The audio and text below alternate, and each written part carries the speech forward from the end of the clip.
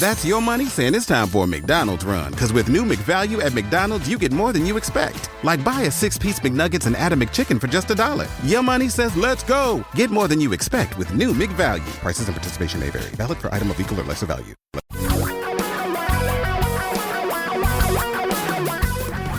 Reality radio for a really great future. We're talking real money. Hello again. After a long absence, welcome back to another season of Talking Real Money Daily. I'm Don McDonald. It's been a long, strange summer. Oh, my goodness. I mean, there's a long story, and then there's the short version. The short version is I had a great studio all set up in an Airstream, my new old Airstream. And, the best laid plans are to continue to do some daily podcasts. I wasn't going to do them all the time, but I was going to try and do them occasionally. And all we had were problems. Just lots and lots of problems that...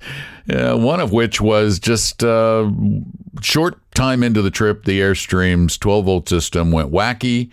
We took it to an Airstream dealer in Virginia, and they said, it'll only be 5 weeks until we can get to it. So we hit the road in the car, staying at Marriott's along the way, and, got to Seattle, did some work there, but I was without my studio. So the daily podcast went on hiatus.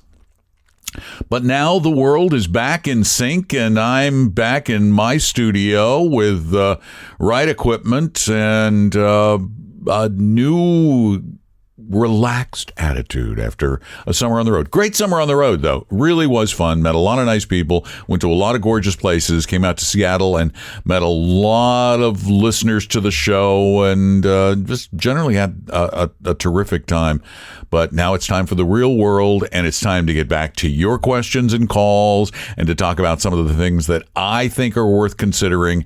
And our number is 855-935-TALK. You can call that 24 hours a day, 7 days a week. I am going to spend a lot of time trying to get through calls over the next couple of weeks that have piled up over the summer. So if you didn't hear yours answered, well, you probably will starting today. So just keep listening to the podcast. And and by the way, the reason why we didn't have one last week is we're back into football season.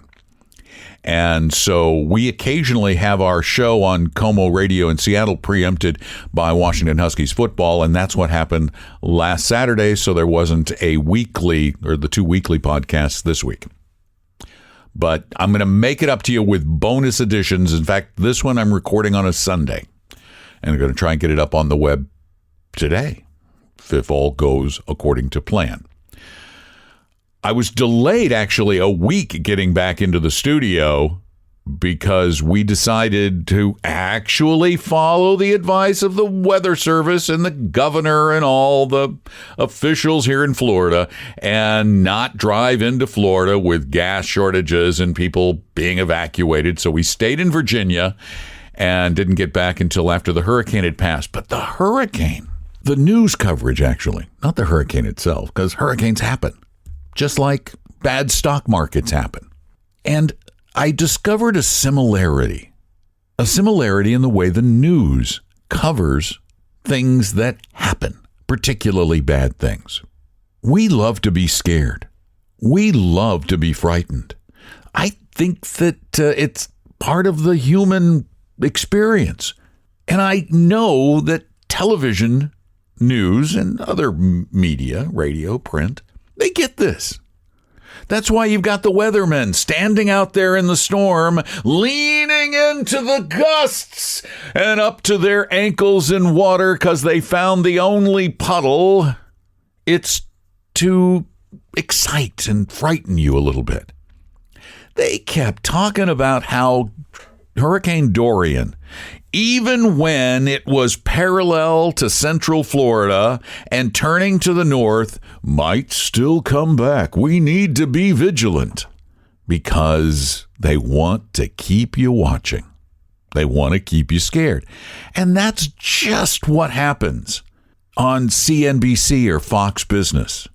They always have to have something exciting, often frightening to report. And they love nothing more than a bad bear market. Stock prices plunging to keep you glued to the screen and keep you worried. And just like during the storm, when I talk to a lot of people in Florida, what should I do? Should I get out? I mean, I've never been through a hurricane. I've been through 5 down here. So, I'm like an old hat now. And I kept saying, you're in Central Florida. You're 110 feet above sea level. You're in a house designed to handle winds up to 150 miles an hour. Don't do anything. You have underground power that's, by the way, never gone out during a hurricane. The worst that's happened? A couple shingles get blown off, a tree falls in your yard while you watch television with lights on in your house. So quit panicking. And that's really similar to what I hear from people when we talk about money, particularly along the road when I told them what I did. Oh, with all these things going on, should I get all my money out of the stock market right now? It just really looks bad. It doesn't look bad. It doesn't look anything. I mean, it looks like the yield curve flattened out a bit. Didn't go horribly negative. It flattened. Looks like tariffs are affecting prices of goods. Looks like maybe there's a possibility of recession. But is that already built into prices? Odds are good. So how can you react to it? You can't react to things that have already happened. You can't. And you can't know what will happen. So you plan for eventualities, but you plan for these eventualities not in an emotional knee-jerk fashion, but with thoughtfulness and consideration and common sense. And the knowledge of things that have happened before, both in hurricanes and in stock markets.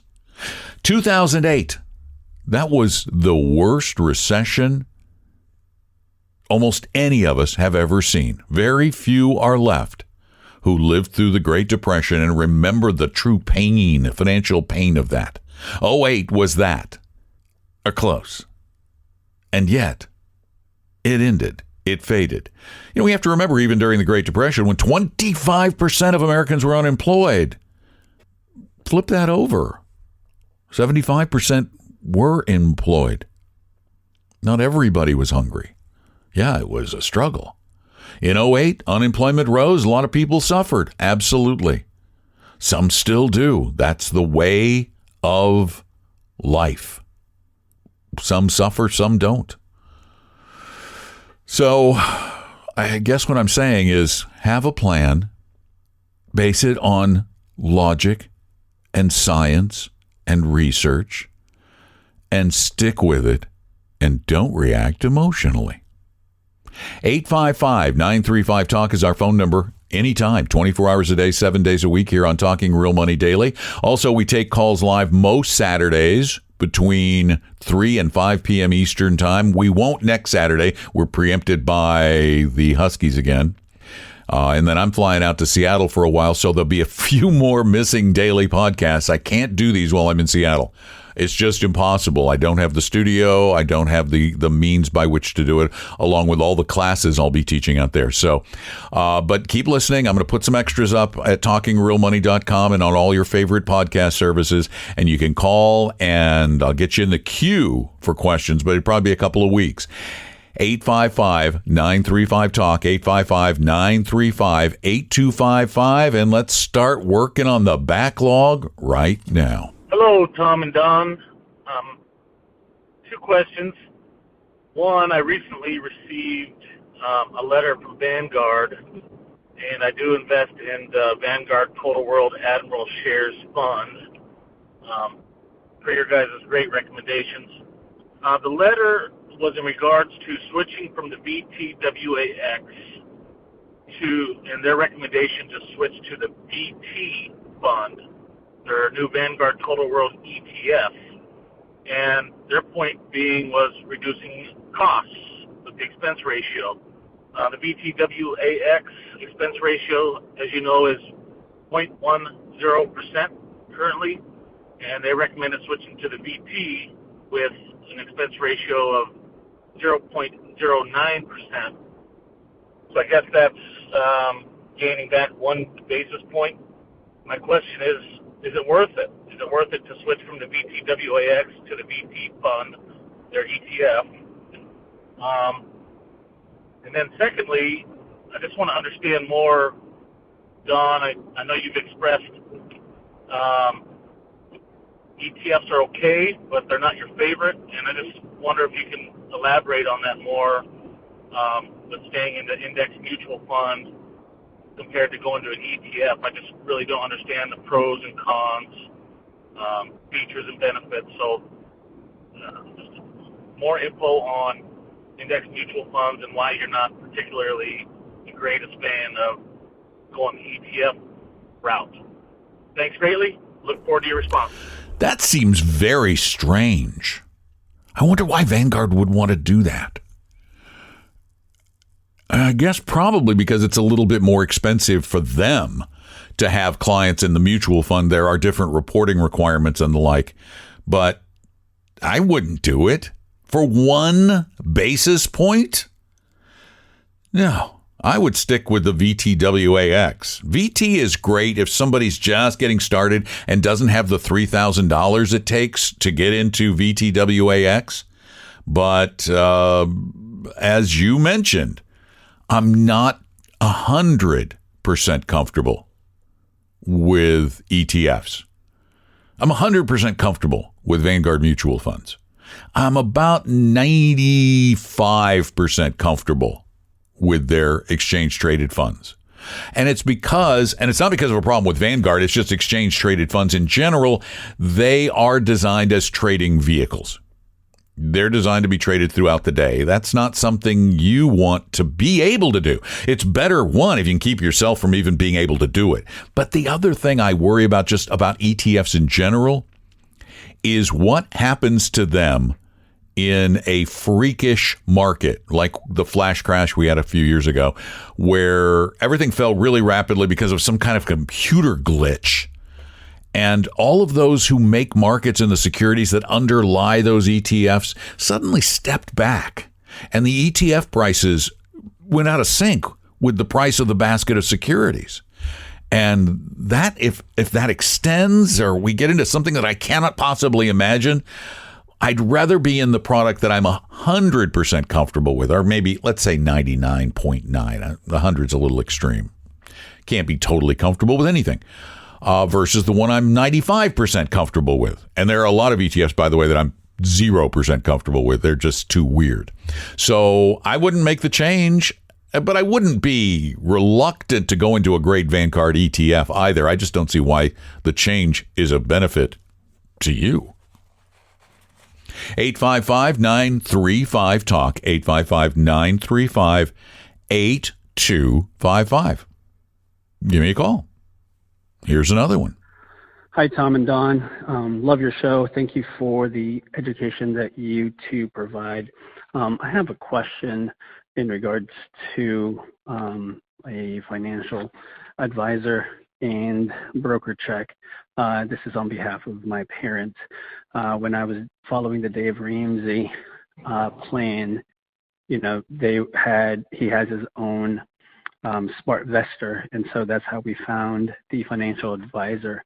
The interesting thing, I went through Broker Check, and his company is called Catalina Wealth Management in Tucson, Arizona, but in the Broker Check, it's under Centaurus Financial. So I was wondering if you can comment on what Centaurus Financial is, if it's a good company, and then also I saw one of their certificates in regards to the fiduciary designation. There is a certificate called the Accredited Investment Fiduciary that they had in their office. I was wondering if that was a legitimate certification, or is that just something to bring customers in? Appreciate your time. I've never met a Dave Ramsey recommended advisor, and I use that term really, really lightly, broker, basically, that I've liked. They all have these every time, and I can't say this is the case with all of them because I haven't researched all of them, but every time I've researched one of these Ramsey advisors, I find that they live primarily on commissions, and they are either brokers 100% of the time, registered representatives, or they are dual registered, as is the case with Catalina. I went and checked them out. They do have a number of conflicts of interest, a number of them, one of which is they sell a product that I despise. It says it right in their Form ATV, and it has it in there as a conflict of interest. They sell indexed annuities. They keep their advisory business, that investment advisory business, as a ruse, as a disguise, in my opinion, because, get this, based on their ADV filed with the Securities and Exchange Commission, they manage $10 million. Now, even if they charge their highest fee, which is 1.75%, they couldn't possibly make enough money to even pay one advisor and keep an office open. They just couldn't do it. So they must sell something else to make up for that. And the something else that I am confident they're selling are equity indexed annuities, in which they can make commissions as high as 10%. 10%. Now, if you get someone who has $10 million or you get 10 people with $1 million, suddenly you're making $1 million. Now we're talking real money instead of a measly, $175,000 gross. And again, you got to pay for an office. You got to pay Dave Ramsey. You got all these other expenses. No firm can survive on a $10 million. No, they just can't. And be truly fee only, 100% fiduciary, no way, no how. And by the way, I checked on that goofy little, I've seen it before, but I never really paid that much attention. That AIF designation, that's just, it's so weak. It is so weak. Let me just read you part of their code of ethics. Okay? It's all in the way they word it. Okay? It's all in the way they word it. They're not saying they're always a fiduciary. Listen to this. To my clients, I will employ and provide the client information on the prudent practices when serving as an investment fiduciary or advising other fiduciaries. So I'll be a fiduciary when I'm a fiduciary, but when I'm not a fiduciary, I won't be a fiduciary. Number 2, act with honesty and integrity and avoid conflicts of interest. I won't totally not have them. I just will try to avoid them. Ensure the timely and understandable disclosure of relevant information. Yeah. Where's the teeth in that? Be responsible. This is all so vague. Be responsible when determining the value of my services and my form of compensation, etc., etc. In essence, it means nothing. Yeah. And there's no teeth behind it. Even CFP, Certified Financial Planner, one of the most respected designations, doesn't have a lot of teeth behind it. A CFP is supposed to make a fiduciary pledge. They are supposed to only act in your best interest, but there are tons of CFPs who are dual registered and don't. As a matter of fact, the Certified Financial Planning Board is planning a change to their structure next month in October of 2019. And that is supposed to require that they always act as a fiduciary. And a lot of CFPs who work for brokerage firms are going, well, I guess I won't be a CFP anymore because I can't always act as a fiduciary. So that AIF thing, it's about as valuable as the paper it's printed on. In other words, good luck with these guys. I would find a 100% fiduciary. And the trick is, put it in writing. Tell them to write it down. I swear I attest, I promise, and I'm going to sign a letter saying I will always act in your best interests, and I will always disclose any potential conflict of interest. And indexed annuities, in my opinion, are always a massive conflict of interest because they allow the people selling them to lie with a straight face. Oh, yeah, you don't pay me a commission. No, the firm does. Yeah, where does the firm get the commission? Once again, the firm gets the commission from the big, fat surrender charge that can last as long as 15 years. And I've seen a surrender charge as high as 12%. That's where they get it. So, run away. That's all I could say. And keep listening because over the next couple of months, I'm going to work on a video about how you find that fiduciary, that elusive fiduciary advisor, 100% fiduciary advisor. Once again, the number 855-935-TALK, 855-935-8255. I think I'm going to go ahead and get this one up on the web so you can listen, and then I'll put another one together tomorrow. Thanks for your patience over the summer. Thanks for listening. Please tell a friend. I'd love it if you'd leave a review at your favorite podcast service, particularly Apple Podcasts. They are the 800-pound gorilla in the industry.